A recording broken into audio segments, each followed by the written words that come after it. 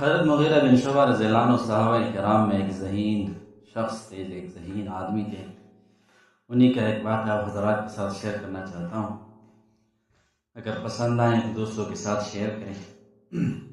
حضرت علی رضی اللہ عنہ فرماتے ہیں کہ مغیرہ بن شعبہ رضی اللہ عنہ کے پاس ایک بہت بڑا نیزہ ہوتا تھا جس کا وزن بہت زیادہ تھا۔ حضرت مغیرہ بن شعبہ رضی اللہ عنہ جب حضور صلی اللہ علیہ وسلم کے ساتھ کسی غزوہ میں جاتے تو اس نیزے کو راستے میں کہیں گاڑ لیتے۔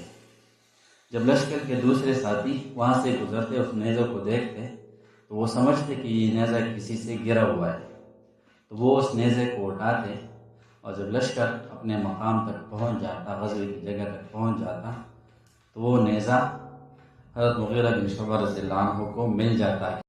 حضرت علی رضی اللہ عنہ فرماتے ہیں کہ میں نے مغیرہ سے کہا کہ آپ کی یہ شکایت حضور صلی اللہ علیہ وسلم کی خدمت میں پیش کرنا چاہتا ہوں کہ مغیرہ اس طرح حرکت کرتا ہے، یہ نیزہ خود نہیں لے جا سکتا تو راستے میں کہیں گاڑ لیتا ہے۔